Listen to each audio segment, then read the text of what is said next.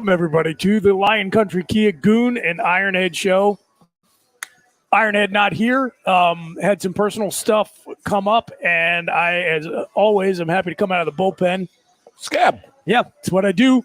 But you know what? I'm glad you're here to do this with me, Goon, because last week Ironhead and I did the Pittsburgh Steelers schedule. Ugh.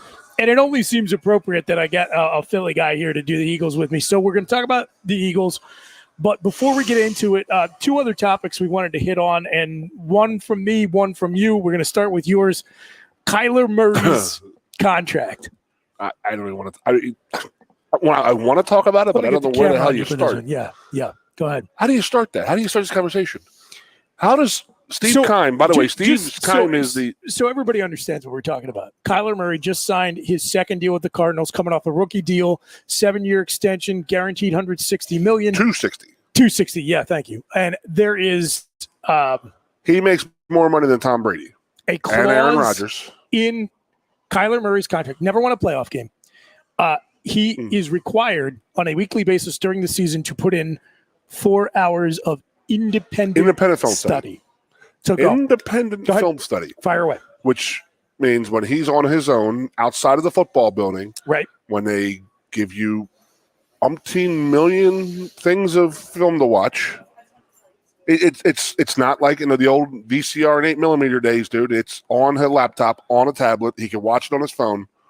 You can just dial in. Did you ever hear the Jamarcus Russell story about that? Yeah, but they said the same thing about Michael Vick was very similar to that. Vince Young. Let me just rewind here. It's weird. I always say that the guys in the NFL who are the super athletic quarterbacks that I use Colin Kaepernick. Okay. When he first came into the league and he was balling, when he was running that RPO, the run pass option. Yep. Okay. That changed the NFL. That truly changed the game. I remember sitting there watching it going, oh, my God, this guy is changing the game. This guy is going to be the best quarterback in the NFL soon. And then I was with guys of mine who are football coaches, and they said, give him a year. And I said, what do you mean? He said, D coordinators, they don't have to go out and recruit. They don't have to go out and do this. Right. They sit in their home or in their office all season and figure out how to stop that. You figure out how to stop Tom Brady. You put pressure on Tom Brady. How do you put pressure on him without him picking you apart? How do you do the same thing to Aaron Rodgers? And then once the blueprint is out there, it's amazing. So, what's I've funny? always hold on. So Kaepernick, before all of this kneeling bullshit and all that, he was. I'm telling you, I thought he was going to change the game, right? Because of how they were doing it, and I had friends who said, "Just we'll see year 2 to 3." His rookie year, he wasn't really playing much. His second year was when he went to the Super Bowl. Yep. Right? And then I remember watching it, and I was like, oh, my God, this guy is the future of the NFL. Patrick Mahomes type of thing, when he was, throwing the ball around. Yeah. But you're starting to see that the NFL is catching up to him. What are his weaknesses? What can they exploit? This is what defense – they eat people like that for breakfast. That's what they do. So you got to be one step ahead of the You have to. Coaches. So I've always said – I don't care how good you are as a rookie or as it's your improvement because they don't understand your game as of yet. I mean, something as simple as he always scrambles right. I don't know who does that, but I'm sure there's guys who do that. If they feel pressure, they always scramble right. They always scramble right. So what do? You bring the pressure from the left side, defensive left side. Yep. Okay, or going against a rushing quarterback, a running quarterback, you got to stay in your lanes. And all it takes is one guy falling out of his lane and going the other way, as a defensive lineman, you got to stay in your lane. You're in gap 3. You take gap 3. You own gap 3. Yeah. But if you try to reverse and go on the inside and you open up gap 3, that's where he's going. Yep. So these D coordinators live and eat these young quarterbacks, young receivers, young running offensive linemen too. They're going to say, okay, you got to bull rush him. I watched 10,000 plays last year. He got beat 9 times, 8 of them were from bull rush. So it's just what they do. It's Sure. So what I'm saying is, I have always, in my opinion, I've always judged a quarterback with 2 years of how they do in the offseason. Are they at home, going out with their buddies at night and just drinking because they made it? And that's a big thing.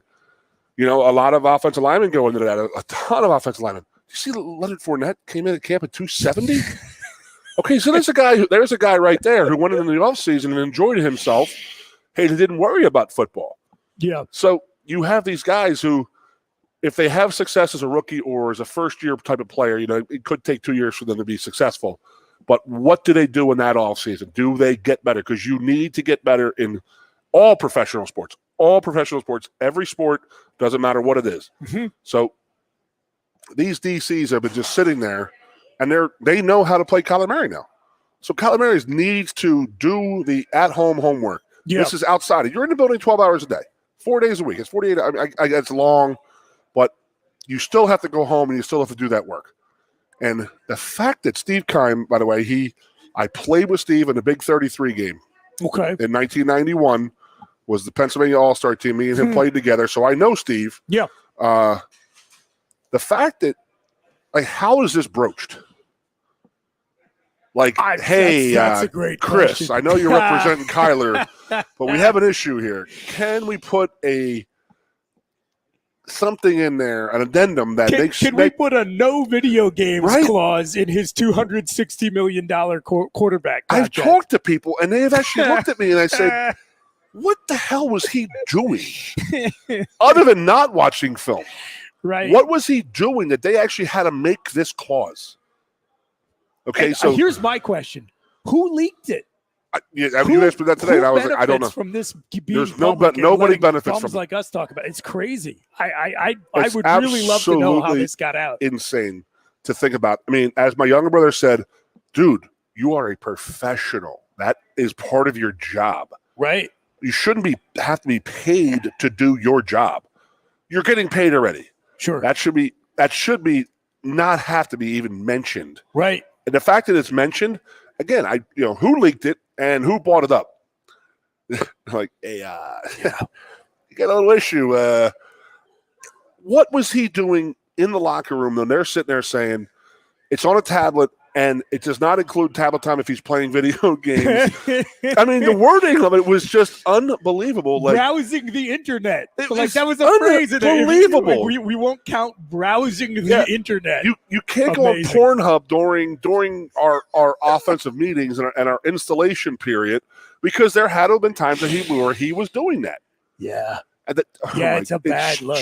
It is a bad look. It's a horrible look. And then knowing that he is like that, and then they go and give him a big old trash bag full of money. I mean, you have invested the number 1 overall pick in the guy. A year after you invested a top 7 pick in a quarterback. So you can basically look at the 2 picks, Josh Rosen and Kyler Murray. They took 2 drafts to get quarterback right, in their opinion. And so he's shown enough that you have to look at it and say the opportunity cost of rolling with this guy versus starting over again, we just got to bite the bullet and pay what the market commands. The guy is unbelievable. The guy is amazing what he can do out there, but they will catch up to you. Have you been on NFL defenses will catch up to you, and they will know your weaknesses. And if you don't, I mean, it's an old saying, but you got to stay one step ahead of the posse. Have you been on when Ironhead talks about the fact that he and Bo Nickel went to the same high school? Yes. Yeah, I mean, if he could have gotten a 10th of Bo's work ethic, it seems maybe.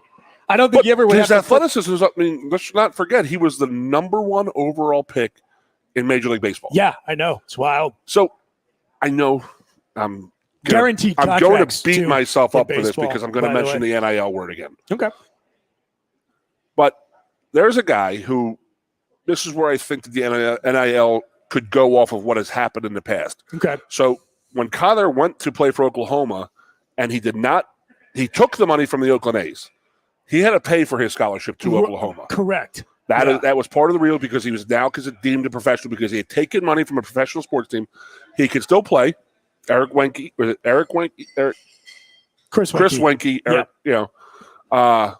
That type of thing where he played in Major League Baseball in the offseason and stuff like that.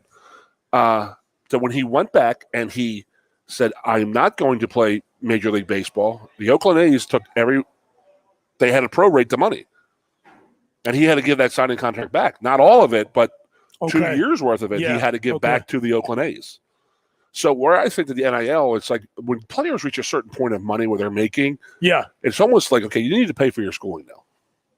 That's a way around the NIL thing, I guess. You know what I mean? Yeah. To keep it somewhat structured.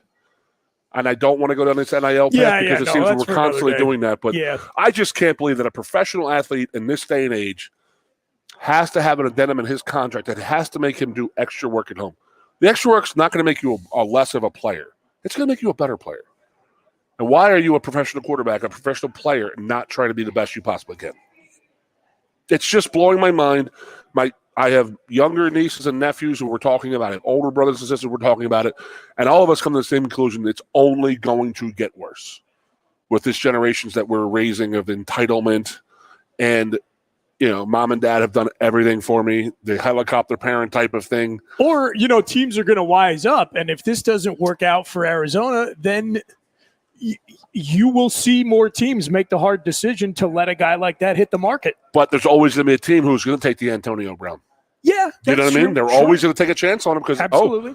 The Cincinnati Bengals are one of those teams who they take suspect players. It's funny though, they haven't really won at a high level until they stopped doing that. Who? Cincy. I just read an article the other day about one of their offensive guards was accused of rape when he was at Clemson. And it was super hush-hush, and it was like the only reason it wasn't most teams took him off the draft board. I mean, Joe Mixon, I guess, is a guy who fits that description. That was brought up in this article I read. Yeah. And that was Joe Mixon was a freshman, so it was like, okay, he apologized, he did his time, he did all this and all that. He paid his debt, where the guy from Clemson who was accused of raping, this is 3 years after the fact.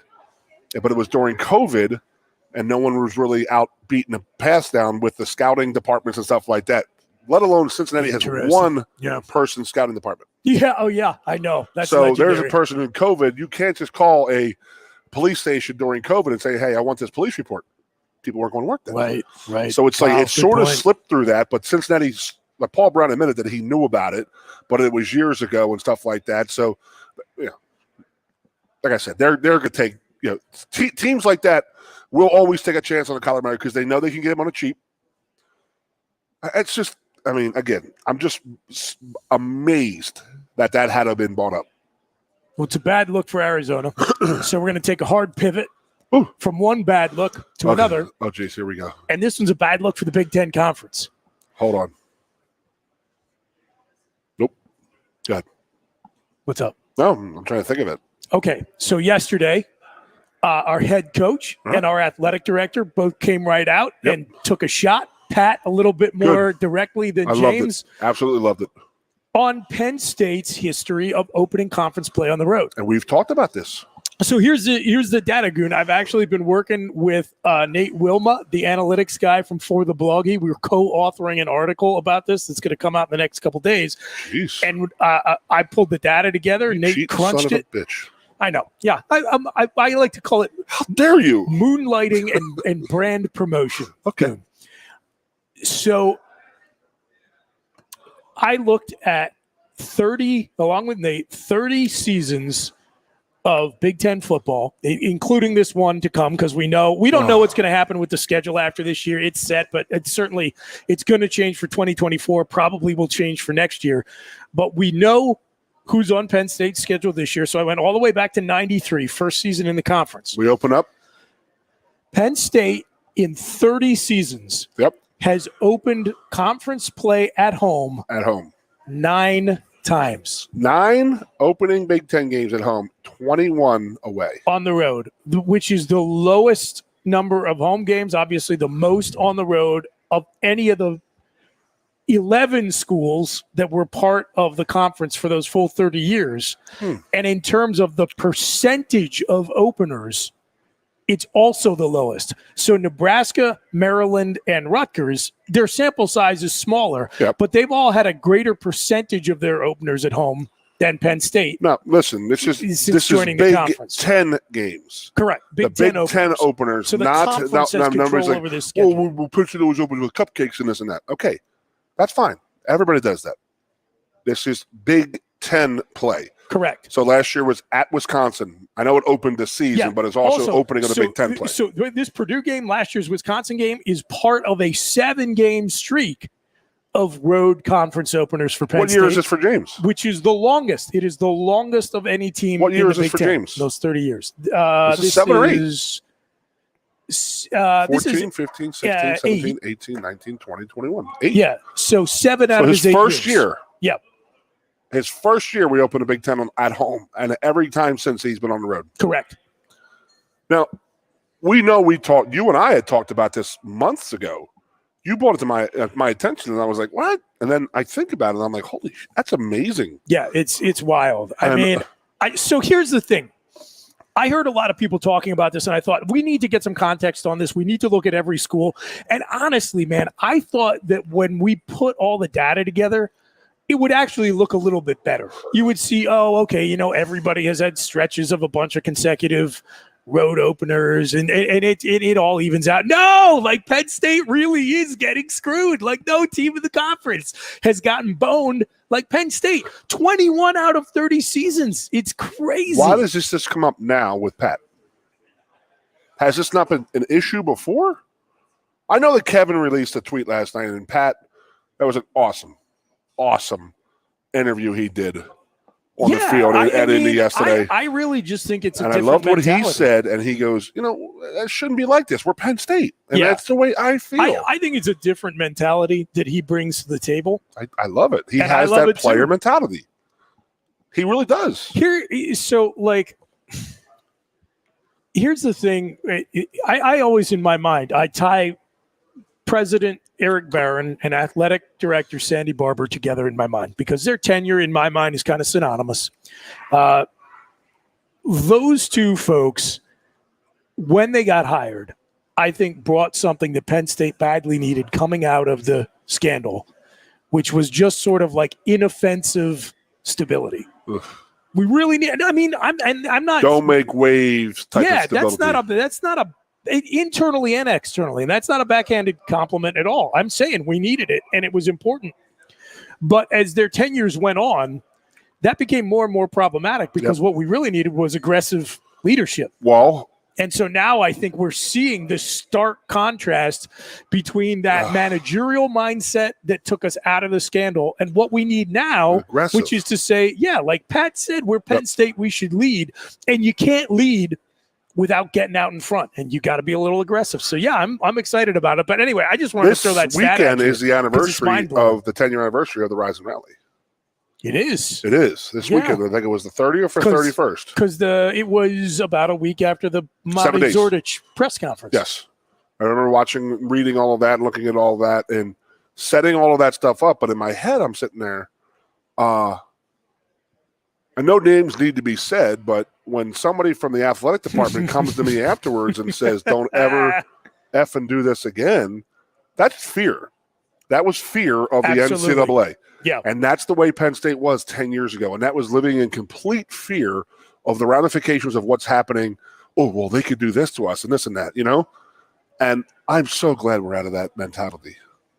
I really am. I really am. And what you just said about Sandy and Banner is exactly right. It's like, don't make any waves, keep, they're letting us play this and that. Don't be afraid of this and that. You know what I mean? And I love how it would drive me freaking crazy because it was just like, we were just like so pathetic and just accepting of all of this stuff. And it was just like every other school fought. Every time they got in trouble with the NCAA, they fought everything, and we just sat there and said, "We're sorry, beat us, punish us, please." And it was like, "We'll do whatever." I will never understand it. I mean, top to bottom, the scandal is completely a. Why do you send? You have this board of trustees of like 902,000 people at Penn State. You have captains in industry who go into union meetings, who go into foreign countries and deal with people who are going to say no to everything you say. You pound the table and you get what you want. But yet we Rodney Erickson send a career educator who is supposed to be retired by that point, whose life has never been fighting anybody. Has always been about reading books and leading schools, but he was an academia guy. Academic, yeah. So you have, again, all of these people on the board of trustees who are these captains of industry who could go into these meetings and sit there and say, you know what, we're going to fight for this. But no, we send the biggest pacifist we possibly could into that situation and say, just do whatever it takes. Takes for what? I will never understand it. I won't either. I don't want to derail the whole show because I do want to talk about the Eagles. I don't want to derail the whole show to talk about it. And if I get into my thinking about why certain things happened the way they did and criticizing the decision-making of President Erickson in that moment, we will use the rest of the hour. I don't, but other than to say, I don't disagree with any of you or anything you said. I think that through the lens of history, that is going to probably continue to look worse and worse. I'm really hesitant to cast too many stones at the guy. It's not his fault. Because I understand the situation he was in. It was probably terrifying, frankly. Like, I'm sure he understood the existential level stakes for the university, You're for the just trying community. to talk down to me right now. I'm not, man. And I am trying to be fair and have some grace for a guy who I think deserves to be honest with you, deserves to be brutalized in the eyes of history because the decision he made, number one, and I'm doing what I said I wasn't going to do real quickly. It's okay. Number one, I am 99% sure. We're 10 years from this. I'm 99% sure his decision to unilaterally sign the consent decree violated the university's governing documents. I'm almost positive it violated the standing orders because the president, and it's a good rule, the president can't single-handedly enter the university into financial agreements without approval of the board, which is a good checks and balances thing, and yet that happens. So number one, I think it was illegal, but you have to have somebody willing to press the case in a court of law. And the only two places that could have come from were the Board of Trustees, and they sure as hell weren't going to do it, or the Attorney General of Pennsylvania. And that was Tom Corbett's lieutenant. Sorry, I was about to use a different word. That was Tom Corbett's lieutenant, and certainly Governor Corbett was not motivated to stick up for the university. He was really quick to all of a sudden rediscover his role as a member of the Board of Trustees when there were television cameras around. But when it came for actually standing up as a fiduciary of Penn State, sure, he was silent. So the AG wasn't going to do it. The board wasn't going to do it.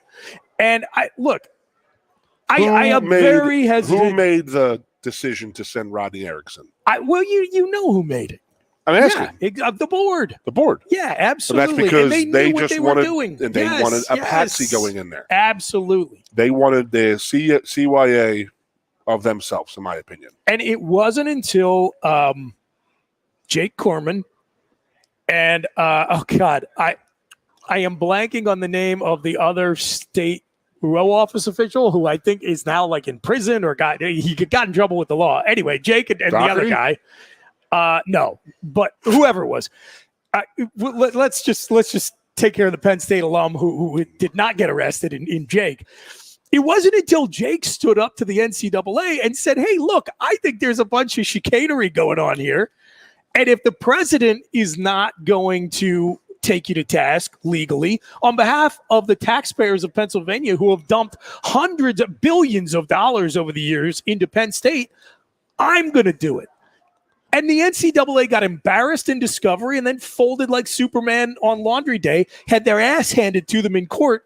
And as far as I'm concerned, that was the end of the NCAA. Mm-hmm. They've lived on fumes for another 10 canary years. in the coal mine. But what? Yeah, Penn State, yet again, dude. Another canary in the coal mine. What happened? Corman eats their lunch in court in that lawsuit. And then the next thing that happens is North Carolina gets away scot-free. For doing exactly what the NCAA is supposed to do. Fake classes. They were given fake classes and fake majors, and nothing happened to them. Grades. Why? Because the NCAA had gotten spanked publicly, and every school in America saw that, and they're like, these guys, they have no teeth. So UNC's response was basically like, yeah, we did that. What are you going to do about it? So sanction us. We can bust Miami's balls all we want, you know?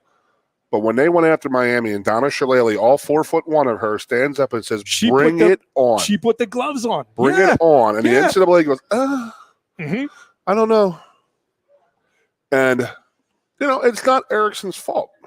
No. But he was sent to do the bidding of others. I mean, look, it is his fault. He accepted that job. He cashed the paychecks. Oh, my God. Yes, he did. He got paid. So I don't want to hear that it's not his fault. Was he equipped to handle the situation? No. Did he handle it unbelievably poorly? Yes.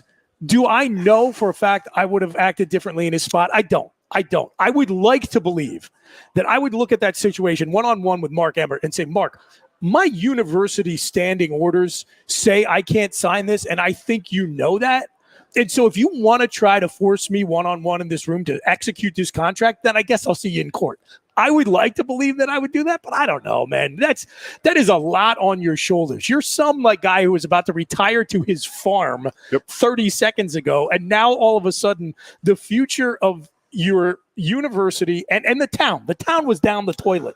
If that went that was the bad thing. on That us. was the thing that you said it earlier. That's a terrible weight to bear. And as you said, the guy was not even remotely equipped to do it, and it's probably that was by design. He was put in there because they knew he was not the kind of person who would look Mark Emmert, who's a spineless twit, in the face and say, "This guy's a pushover. Mark, I'll see you in court." Rodney Erickson was never going to say that, and so he was there precisely because he was that guy. But like I said, he could have said no. He could have said, "Guys, I'm retired. Find somebody else." No, he took the job and he cashed the paychecks. So, I don't at the feel end of the day, comfortable it is what doing it this. is. Yeah. I don't feel comfortable doing this. Yeah, but it's just that, and that's one of the many peels of the onion that I just don't understand about the whole scandal. There's just so many things to go through, and that one just absolutely just irks me because I was literally in Bill O'Brien's office that day, and John Butler was at my house when the sanctions came out. And he got a call, and he looked at me and he goes, "It's bad," and I was like, "What?" And all they were worried about was SMU, death penalty. Yeah. And that's what they were threatening. And if that happened, you and I wouldn't be here. I'd have never met you. There's no way. I mean, I was already planning on leaving State College because there's nothing here for us if there was no football. Yeah. I mean, so I can understand the fear that Rodney Erickson had. Sure. Yeah. And you said it. You said that he had the whole town, the whole county on his shoulders. But if he went in there and did say, "No, we're going to fight this," and they say, "Okay, you're shut down." Oh, that was it. Emmert was big time in him from everything we've heard about those meetings. But could they have shut down without us fighting? Well, so he was told, Rodney Erickson was told, from what we understand, if you fight this in any way, we're dropping the neutron bomb. Now, again, well, the neutron bomb have to go off right then and there, so we would just be shut down. Well, that's what they after said. Court? But no, they were bluffing. They were bluffing. That's nonsense. It never would have happened. First of all, Penn State would have gotten an injunction.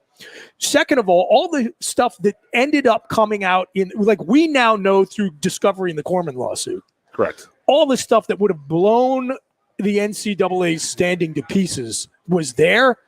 But at the time, you only had to suspect it was. You didn't know. Yep. Right? And again, in the moment, it is what it is. Look. Between that and slapdick free, that report is just absolutely insane to me. Garbage. So how everybody was involved with that. I'm just kidding with you right now, but because I know I'm pushing buttons. It's like a little on button back here. I'm like, did it? I can see you getting. Look at you. You actually have color in your skin right now. I know. I've been trying to get some sun. You have color in your skin. You're so wound up. I got to get us to a break. So come on, let's talk, buddy. If you really want to talk about it on the other side of the break, we can. I want to wrap it up. Before we jump to break here at State College's Quaker State. You and I could have done a better job than Rodney Erickson going out to sea. Yeah, there's no question. Yeah. I really do want to say that for as miserable as that time was, and it was that, the story that comes out of that to me is Penn State hit us with your best shot because we got slugged as hard as anyone has been hit. We got other than one worst Mike Tyson haymaker other than SMU. Yeah, but they deserve. I'm not just talking about the sanctions. I'm talking about everything. people wanted to literally burn this place to the ground. And I want to talk about that. And look at where we are right now. I would love. You and Sweeney, by the way, we'll go down Goon's story time. I would love to tell the story about Rise and Rally. You and Sweeney are to be commended for that, because my wife and I were at that. Yep. We always tell Bella that she was there too. She was just inside the belly, right? And we needed that in this community in the worst possible way. So let's tease Goon's story about Rise and Rally on the other side of the break, right here on the Lion Country Kia Goon and Ironhead show. Go Eagles.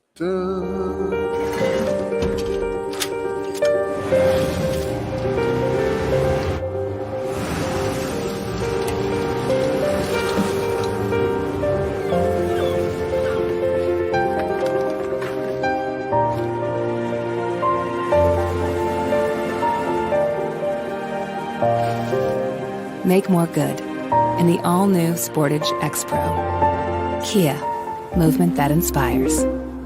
Quaker Steak and Lube is throwing open the garage doors and setting up the umbrellas. It's patio season. Come enjoy great food, drinks, and fun in the sun. There's always something happening at Quaker Steak and Lube, but we're really amping up our event calendars for our favorite time of year.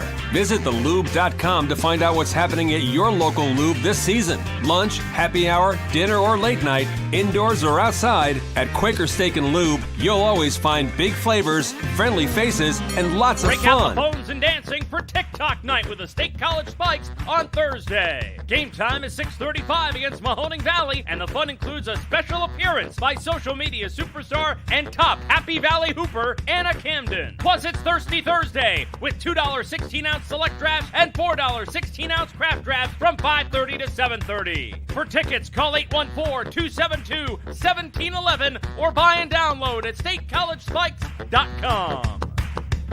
What's the best mid-size pickup? Tacoma. What's the #1 mid-size truck in resale value? Tacoma. Want to get great gas mileage, 4 doors, and 4-wheel drive? Tacoma. Sioka Toyota of Williamsport has over 25 available right now. You can lease a brand new, never-driven Toyota Tacoma for just $379 a month. That's 30 months, $3,000 cash or trade, 10,000 miles a year. This is while supplies last. Buy yours or reserve yours today and see the Sioka difference. And remember, tell them Johnny sent you.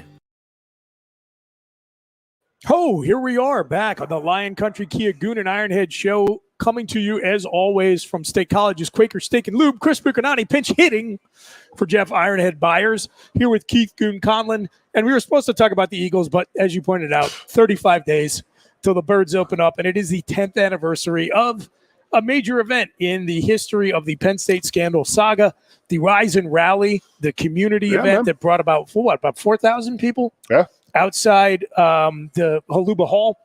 It's turning into Woodstock. Early in the AM. Now, right? That started at what, like I've 5, literally 6 talked a.m.? to like 62 million people, and they've all They said they were there. all there. I was there. Yes. I was there. I swear to God, I was there. And, no, when it was 6 a.m. Big time. Yeah. So, Goon, you were instrumental in getting that thing going. So, story time was fire away. It was awesome. Everything about it, how this, and this is what I want to talk to you. Like when we're doing our show this year, you talk to any player, and this is where it comes from. The 2012 players, we talked about the university being afraid of the NCAA. The players were sitting there. They didn't know who the hell had their back. Yeah. And this is exactly where it came from. Me and Sweeney were coming from a player's perspective. Mm-hmm.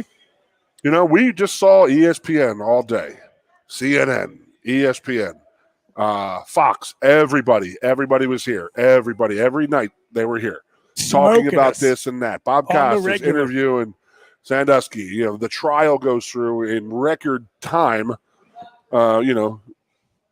accused, tried, and convicted within a 4-month period. I mean, who does that anymore? That never happens. Well, as my co-host Kevin Horn, who is a public defender, says, he's had shoplifting cases that take longer. Absolutely. You're exactly right. So we were sitting there. You know, when everything went down, obviously, you know, that Craig Fitzgerald was the strength coach and John Butler was the defensive coordinator. Yep. They are two of my best friends from literally first grade. I knew John since we were in kindergarten. And we had played on every team growing up. Little League baseball, Little League football. Was he a LaSalle guy also? Yes. Yeah. Yes. Okay. We played Little League baseball together. We played high school basketball, high school football. And then I met Fitz in 8th grade We met at a basketball all-star game. But Fitz and I were best friends. I mean, I'm the best man at his wedding. He's the best man at my wedding, all this stuff. So we were all together. So it meant something to me. And when I say that I've watched that 86 Fiesta Bowl 1 million times, they were with me 982,000 of those times. I'm being serious. Yeah. I mean, it was just like unbelievable. So we're 12 years old, me and John, and, he's coming over and hanging out with my brother, national champion, Penn State All-American. It was a really, really cool. So when those guys got here, it meant so much to them to be here. That's Pennsylvania guys, this and that. So then the scandal happened. Well, they had already come in after the scandal. So the sanctions happened. So me and Sweeney are doing our radio show down at Damon's. And I remember when the not the Rise and Rally, but the Restore the Roar, the Lion. Damon's. The movie, yeah. Maron. A lot has changed in the movie. Remember the movie they made? Lion. Saving the Roar. Saving the Roar. Yep. But what was it before? Iron Lions. Okay, the Iron Lions. Okay. So they were looking for information about all this stuff. So I found the old recording of that TV of our radio show. Oh, get out! I had it. Okay. And I listened to it, and it's funny because when you listen to yourself, it's like watching film of like critiquing yourself. So I'm listening to this radio broadcast. It is. And when I get nervous and when I get upset and this and that, I joke. That's my coping mechanism, right? It's a good one. And I am sitting there with two of my best friends in the whole world, and then Sweeney, another one of my best friends in the whole world. So we're up on the day sitting there doing this show, and I'm trying to like laugh and joke and like try to like add in these little blurbs and like some funny stuff. And Fitz and Butler, you could hear it in their voices, the absolute fear. Like, oh my God, what the F is happening here? Right. So we're talking during the show. We get off the air, and Butler looks at me and he goes, dude, we're not sunk, but there's a lot of water on this boat, and it's taking on more. Yeah. Okay? So like mid-show, you can I listened to myself, and I was just like, it clicked like, oh God, this is for freaking real. Like these kids are leaving. And we were talking, and me, Fitz, and Butler, and Sweeney were talking, and they're like, these kids, nobody has their back. These kids are just sitting there. They have their 20 coaches and the strength coaches and their staff. He's like, who they've known for like 6 months. Exactly, right? Yeah. So that's their frame of reference. There's no Joe. There's no any of his staff. Everybody is gone. And it's not like Tim Beckman just got fired, right? It's like Joe Paterno. Yeah. Like you go from the most in the history of the sport stable coaching situation. Yes. And that's the thing. To the least. That like, was another thing that we always talk about as football letterman was what, like from 1950 until 2011, it doesn't matter what year you played in, you came back to the football building, you knew somebody. Yeah. And then now we're at the point now where none of us know anybody. You know understand what I mean? Yeah. So these players are sitting there. They only know Joe and they only know the staff and this and that. So now they have this new staff and they love them. Yeah. You talk to Marty, you talk to his orders. They absolutely adore this staff. Sure. But they are sitting there and Bill O'Brien. Building that trust that quickly, that was big, right? They built that trust so quickly. Telling you don't they know did a really how much good they job. loved him. Yeah. And how perfect of a guy he was for that at that time. Because he could have gone free agency, like Lou free agency. He could have left easily. And Penn State would have had to pay him. They kind of misled him during the they definitely lied negotiations. To him. There's 1,000,000% they lied to him and said it was never going to happen. Nothing's going to happen to the football program. This is a social thing. It's not an athletics thing. I tried to be a little bit more charitable than you, but yes. Yes. So these players, Fitz and Butler are sitting there telling me, he's like, guys are going. Guys are leaving. They're gone. You know, Silas Red, all these other guys are leaving. Jesse James was the biggest ones. Zettel, Jesse James, and Donovan Smith were the three stud. Oh, wow. Okay. The three stud young guys who were already getting time as true freshmen. And they were all everybody NFL guys, all of them. Absolutely. Everybody in the country was after those guys. And What made them stay here is because of the trust they built with the staff. But the staff came to us and said, listen, these guys have a feeling that no one wants them. They feel lost. They don't feel any kind of love. Now, in our defense, as a fan, I'm a Letterman, but I'm also a fan. Sure. And in our town, we were scared shitless. Yes. Okay, we were all worried about our futures and stuff like that.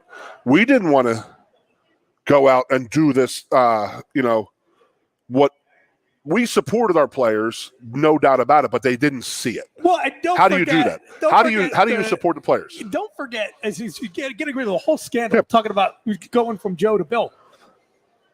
The precedent we all knew was like, how sequestered y'all were from the press, from the fans, whatever. It was like, this is the program, and it's behind the castle wall, and you'll get what we give you when we give it to you, and otherwise, like, don't go poking your nose around. I always say, Joe had that carrot over your head at all times. Like, you want to play?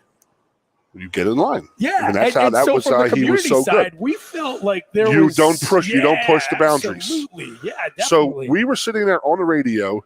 The fear of God is going through these guys, and we're trying to explain to our listeners like how dire the situation was. And these guys are trying to say, we got 11 guys leaving tomorrow out of State College Airport, going to different places on official visits to go to other colleges.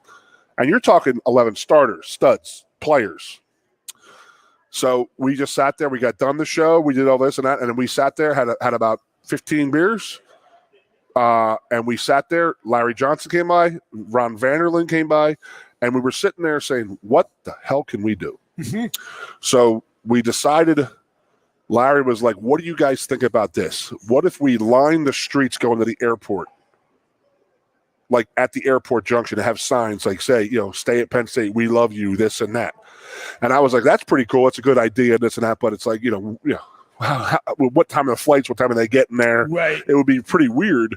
So I talked to Fitz and I said, well, what's your deal? And he goes, well, we have our last workout next Wednesday, I believe it was, 6 a.m. And I said, all right, that's a good idea. Let's just start there. Wait, you're kidding me? That was the last workout? It was something like that because then they had a week off and then they had their, they did all their conditioning and all that stuff because it was starting camp. Oh, yeah. End of July. Yep. Well, it was July 31st, and they had like a 2 weeks window, so it was like one of their last workouts in the summertime. Wow. Because they made it take a week off before camp. They sent the guys home and stuff like that. So Johnny and Fitz are telling me these kids don't feel the love. They don't understand. You know what I mean? They feel left out. They feel like they're on an island alone and people are looking at them and judging them and this and that. Yep. Meanwhile, I'm sitting there as a fan, player, alumni saying, dude, you don't understand. Everybody has their back. And I'm like, and they were like, well, these kids don't know that. And how do you do that? How do you tell somebody that, we could support you, but also trying to be not at that time, it would be like, oh my God, we're celebrating, a typical Penn State cult. You know what I mean? Right. Which is what a lot of the effing mainstream media came out and said, oh, Penn State just doesn't get it. Okay, so we're sitting there talking. And we come up with this idea. Me and Sweeney, I said, let's get a rally going in the parking lot for the guys to come up through. They can walk through a tunnel going up to practice, and we can all go there because everybody needed something to do. We needed to show our love for Penn State and show our love and our pride for this team. Everybody wanted to do something. Yep. We didn't know what the hell to do, so we just decided. So we just started. It was, social media was out, but not the way it is now. You know what I mean? Oh, no, totally different. So deal. It was 100% Facebook. The radio stations got on board. The TV stations got on board. So we decided, let's have this rally next Wednesday morning. We'll come in the parking lot and just, celebrate these kids and stuff like that. So we start spreading the word that way. Patty Cleveland was there. Johnny Schaefer was there. Myself, Sweeney, Aaron O'Leary. We were down at Rotelli a couple nights the next week getting everything together. Dunkin' Donuts provided a ton of coffee and donuts, this and that. So we had our system out. So the word got spread around. So the word that night we figured out was, all right, I said, Tim, you take care of the Letterman. Tim was the president of the Football Letterman's Club. Okay. So he said, I'll take care of the Letterman. So he went home and devised this letter and sent it out SOS. And I literally have a Facebook memory of guys on there saying it was like a group page says, I'll be with my brothers in 6 days. Something like that, 3 or 4 days. Yeah. He goes, I got to go. I'll be there. I'll see you there, Goon. I got to be with my brothers. So Tim wrote a letter to all of our football lettermen, which is, 1,000 guys or whatever, whatnot, to say, hey, dire need. We got to come back and show that these guys, we have their backs, that we support them through thick and thin. And these guys are leaving. Because what Fitz and Butler told me is 90% of these kids are gone. That's how bad it was. They were gone. There's nothing to keep them here. Why did Anthony Zettel here?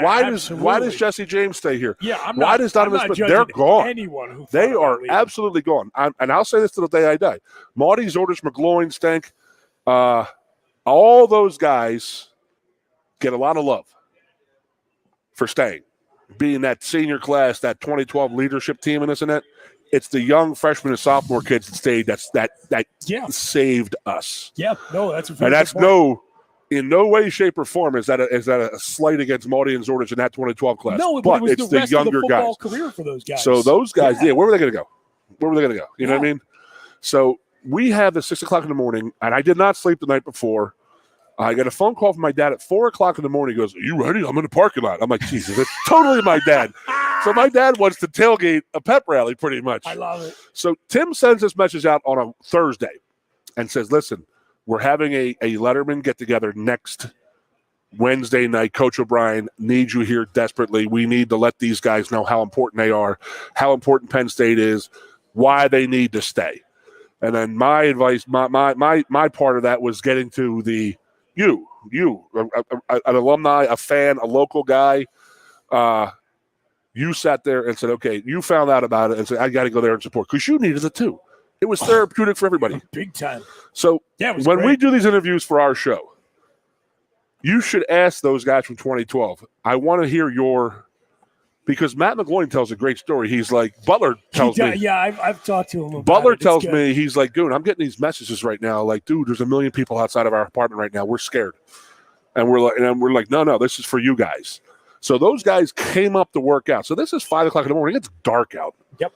So we're having this rides around, and me and Sweeney are there. Word got spread, radio, television, word of mouth. Everybody in town's involved. Everybody supporting Penn State football, supporting this team is what they were doing, and telling these kids it's worth staying here. It's worth it. It's worth it. It's worth it. Mm-hmm. And these kids that walked, and I'll have a video for you. We can put it up. Brennan followed up Marty through that tunnel of people. Yeah. He was in the line following, recording, and you could just see the frustration on people's faces and the anguish and how happy they were to be there and to help these kids, the fans, and then let alone the players. Awesome. But the players were just like, dude, that was amazing. That was unbelievable. That's why I stayed here, because they felt like they had nobody wanted them. They felt like unwanted children and this and that. They felt like pariahs around the world, and they didn't feel any love because Penn State. Everybody turned their back on them. Everybody turned their back on them above them. Yeah. So it was that building, and then doing what we did was fantastic because all the people that were there. Again, it's therapeutic for the people that were there, as well as the student athletes, aka football players. That was amazing. We had a rally there. I mean, honest to God, we didn't have like a. What the hell are we going to do here? We didn't have speeches made. Like, me and Tim were going to do a radio show. And freaking Yuki Washington from NBC in Philadelphia is calling up. We're literally live, doing a live shot from the head table at the Rise and Rally. And I'm on Channel 3 in Philadelphia. And just me being me, when I'm nervous, I joke. You know what I said to Yuki? I said, you picked Miami in 86, Yuki. I did, I swear to God. And you can see him on his face, he's smirking. But, it was great for the kids, great for us, great for the fans, great for everybody. I didn't know that. Yeah, it was hilarious. It was like, it was just like he was on his way out. And I was like, you picked Miami, Yuki. So that Rise and Rally gets done and this and that. And then they have the team breakdown, and they invite the fans out there. Yes. So they're out in the field, and they're doing a breakdown with the players, and there's television crews everywhere and this and that. And the one thing that pisses me off is that ESPN picked it up, Fox News picked it up, or whatever, FS1. And I remember people saying they just don't get it. They're just a cult. They just don't understand it. It's like they thought that we were thumbing our nose at the kids that got hurt. And that was the exact opposite of what we wanted to happen, because that's what people were fearing. Now you're the one being more charitable. I don't think they thought that at all. I think they knew what was going on, but that wasn't going to sell papers, as they say. So then I think they we go the whole knew day that they were lying about it, so they just didn't care. Oh, and then the whole cult thing, that goes back to Vicky, and that's the one that just drives me crazy in her relationship with Asshat, Emmert. That to have them being best friends and then him using the word cult was what she used to accuse Joe of.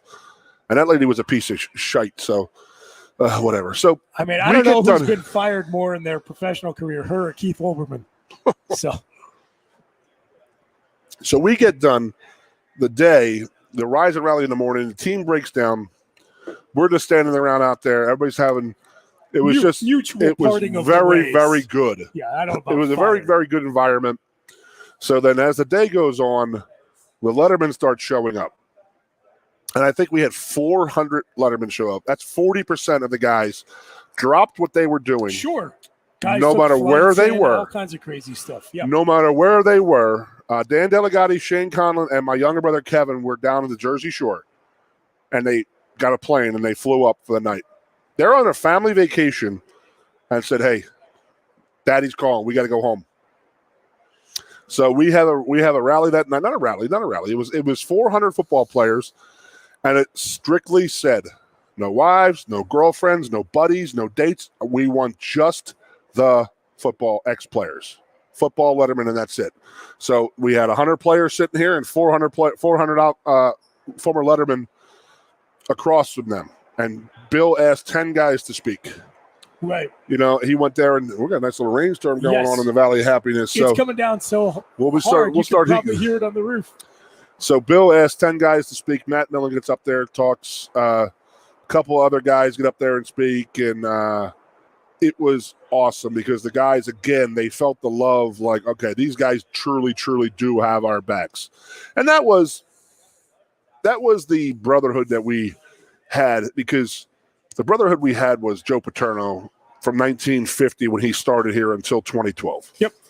True. So that's a lot of years. That's 62 years, 62 classes of guys coming through here. That's a lot of players who knew Joe Paterno. Mm-hmm. And that was our common bond together. So we did a lot of business together. We would go out, you'd see each other in this and that. You know, that was our thing. It was like, it's sort of like the Naval Academy, Army, Air Force Academy, where you have that like brotherhood, that kindred spirit, because you've all gone through the same thing.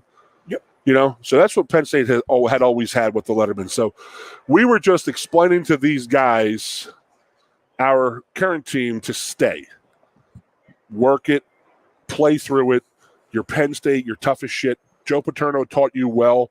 We have 100,000,000% respect for Bill O'Brien. He's going to do the right thing for you.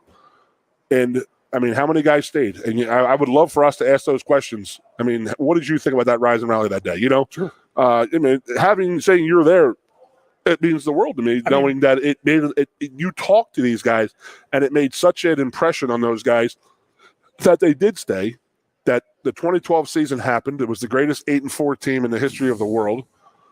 I mean, it was just, everything about it was just fantastic. Under a horrible situation, how everything went down. It's the proudest thing I've ever done in my life, to be honest with you. Sure. I mean, I could hang my hat on that and saying, you know what, I did my share. I did what I could do to help Penn State get along. Speaking from my perspective, one of the things that was incredibly frustrating was the feeling of helplessness. And so to just feel like you could do something, and for it to be social, so you're around with people who are all going through the same thing you were. Like, so, you know, I have talked to people a lot about this, because there were two ways as a Penn Stater to go through the scandal. You could be here at ground zero, getting blasted with it daily. Every day I drove downtown to work, and it was like, how many trucks are here? Like, oh, shit. My wife had there's 12 trucks here. Something's coming out. Reporters leaving work every day, walking out of Old Main. And then through like the most like difficult, emotional, challenging part of her pregnancy, Do you know what her job was? To read every nastygram that had been emailed to general Penn State email addresses through the entire scandal. So she's like coming home sobbing every day, like all these like strangers from, like Devil's Butthole. Her hormones are already Oklahoma. raging, and she doesn't need this. Like every one of you should burn in hell. And like this is what we're experiencing here in the community. I mean, it's crazy. And so like to be around other people who are going through it, I think for as miserable as it was to be here was better than being out in the wide world and not having anybody who understood what you were going through. At least we all had a support group around us, So yeah, it was not an experience I would ever care to repeat. I'm sorry that the whole thing happened. I'm sorry that it happened the way it did. But looking at it through the lens of history, I can say that it validated everything I thought about this place and about the community. And that's what I said. That's the brotherhood that we had as football lettermen, that like, hey, man, we got your back. Whatever you need. If a letterman... It didn't have to go down that way at all. Like you said, we could have all been pissed off. And we could have all been pissed off at Penn State and said, you know what? This happened under our watches. We're out, Or every player could have just said, you know what? Why am I going to stay here? Yep. Why am I staying here? I can go to USC. I mean, some guys fell for it. Some guys left. Not many. Not as many who were going. And if you look at it, I mean, nobody who left really had much of a career after the fact. Nope. No one had like a stellar, like, wow, oh my God, And I think I'll tell you what, though, a bunch of the guys who stayed played in the NFL for a long time. And that was a fun 8-4 year. Oh, it was great. They were family reunions, and people were getting together and having good times, and under dire circumstances. And the Wisconsin game from that season amazing. Is still my number one favorite moment in Beaver Stadium. And I've been in some of the legendary games. I was at the 2005 and the 2016 Ohio State, the 4 overtime game against Michigan. I've been in some amazing environments in that stadium. Yep. And they're all below 2012 Wisconsin on my personal list. That was like nothing else. That was living in I was an extra in a sports movie that whole season, and that was the climax, that game. That was Wisconsin was the home game, right? Yep. What did we end the season on in 13? That was when we went out there and beat them as 24-point road underdogs. Yes. Okay, so it was the same thing. Yep. I look back at that Wisconsin game in 2012. What do you remember about it? I remember one person. Jordan Hill. Jesus God, did he destroyed people. I am very good friends with Jordan Hill. I do a lot with his charity and this and that. He and I have a great relationship. Jordan just lost his father this past week, so condolences, brother. I didn't know that. That's dude, I never saw the only other player I ever saw dominate a game from that position that bad, that much. In Ndamukong Suh, that Big 12 title game. Yes. Was the only other time. We talked about this or no? Maybe. Okay, yeah. The Ndamukong Suh game versus Texas, where he was literally in Colt McCoy's jock the whole game. Yeah, and then he blocked a field goal. And he blocked the field goal to win the game. Jordan Hill's performance against Wisconsin that day was just unbelievable. And when you think about Wisconsin, they were offensive huge. line, They had all 3 of those 5 guys were in the NFL. Yeah, and Monte Ball too. Amazing college tailback. I mean, I look at that game and you're like, it's it's 14-0 rushing touchdown record against us. Against us. It's 14-0, and it's just like, why are they trying to pass the ball? Like we're laying on the ground, just like, okay, run over us right now. And they just decided, you know what? And then the momentum built, and the fans started getting whacked. You know what? Like, we got a little angel on our shoulder whispered into the coach's ear, like, don't give the ball to Alonzo Highsmith. Don't give the ball to Monte Ball. Oh, my God. But everything about it, Joe, just, looking back on it, I saw, like I said, my Facebook memories are coming up, and it's just a very proud moment in my life of what we had done. And I just tell the story about my time. I was with my dad, 4 o'clock in the morning, like, Dad, we got to go there at 5, okay? And he's there an hour early just in case, I couldn't sleep. I had to get over here. But, I'm glad you're there, Booch. Absolutely. We loved it. That was an awesome time, and I'm glad we did it, and I'm glad with what came out of it. I mean, John and Bill and all those guys were like, they were so appreciative. Like, you have no idea how much you guys helped, because, Fitz was telling, like, Maudie and Zordich, every night they would get together in Fitz's weight room, and they would sit there and call. Jordan was part of it. And Jordan tells an unbelievable story. Jordan's roommates were Silas Reid and Justin Brown, two of the guys that left. Yeah. And he goes, they're still two of my best friends. Sure. Yeah. And he says there was a business decision. They had to go. It was Yeah. They went. No, he doesn't hold it against them. No one holds against him all this, but pretty cool. Proud of myself with that one, Booch. Good stuff. Going forward. We're appreciative of you doing it. Yeah, man. Good show, And then my 2012 idea for the that's another show, right? We're going to honor the 2012 team with the numbers on the Beaver Stadium board. Oh, wait. Somebody else came up with that idea. I don't know where that came from. Suspect. Shall remain nameless. Well, good show. Well, let's say he was the hand delivery guy. We appreciate everyone joining us here from State College's Quaker Steak and Lube. Goon and Ironhead back next week. We wouldn't Tuesday, be here. Thursday, 3 p.m. 10 years. We would not be here. Absolutely not. We still would not have recovered. We owe it to them. We owe it to that team and those guys and Bill. And, that's Tim Penn Sweeney. State. That's Penn State. Yes. Oh, man. It is Penn State. That's what it is. I mean, I know you've never come into the Letterman's lot before, but you come into Letterman's lot, it's a brotherhood. There are guys that, doesn't matter what year, what era, what decade you were there, you're all brothers in that parking lot. So it's a pretty cool thing. Nice brotherhood we got. Leave it at that. We will. Go Phillies. Back next week. Go Phillies. Go Eagles. Go Phillies. 4.